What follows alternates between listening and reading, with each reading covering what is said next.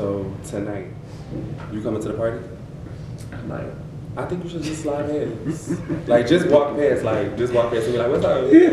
What up? Be like, gilly, yeah. But hey, Nicco. What? How you doing? I'm great, Chaos. How are you? How does it feel to be home? Significant. And I say significant because the impact that is being had and that I feel, it's more than what I think. No, it's not actually more than what I've dreamed. It's a part of what I've dreamed. And for it to be a part of what I've dreamed, I think the feeling sometimes is it's electric because I'm literally feeling it and not just seeing it or just dreaming it. So it's not an imagination anymore. It's just real. You know, I was talking earlier about growing up off Joy Road and Grand River. Before I came here, while I was waiting on my room, I took a drive up Grand River and I went to Joy Road, where I used to live on Cliffordd. And my house is like burned down, like it was, like, you know, and it's all torn down and stuff. And I was like, wow, I wonder if anybody on this block got a Stars subscription. To know that you can make it. To know that it's not just our surroundings that dictate who we are. And then that was like till third grade, and like my old elementary school, Pattongill, is now, it's torn down, but they built this beautiful park in its place, and it's the Pattongill Park, and I thought that was so dope, you know. And I had said something to one of my colleagues about how growing up in Detroit, I didn't realize at the time how I could be, this is really funny, next to chaos.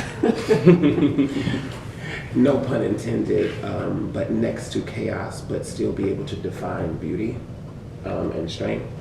And that's just something that like my mom and my dad, they taught me. And so like to be here now, I could do a real cool PR spin and be like, being here with Gilead and da da da da. But for real, when I was first approached about coming here, I said, well, what are we doing?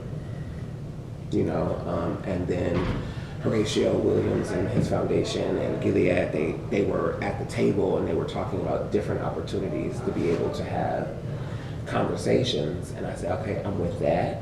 And what's happening with our LGBTQ plus community intertwined with the heterosexual normative community.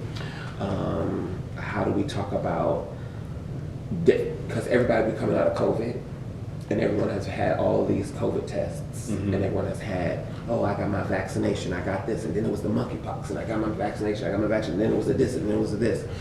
And it was definitely this, and then it was this. It was a lot. All of it.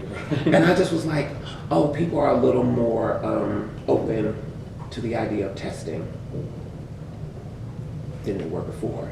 So why don't we continue that over into, you know, STI testing? Why don't we continue that over into HIV testing? Why don't we take that over into high blood pressure testing, and also bring other like holistic, you know, methods to be preventative medications and things that help keep us healthy and stuff like that. So that's where I'm so happy that you're here. And I came in and you were speaking.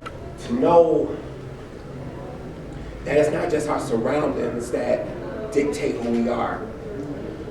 Yo, when I was at CAS, I was homecoming king, period.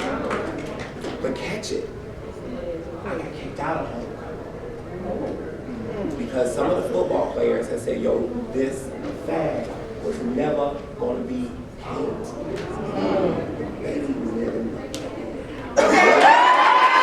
I am a real, like I said, I'm a real person. And the fact that I am home, and I got people, I got gay people, I got straight people, people, I got non-binary people, I got heterosexual people, I got senior citizens, I got children that's looking up and like, oh, what you're doing, I can connect with.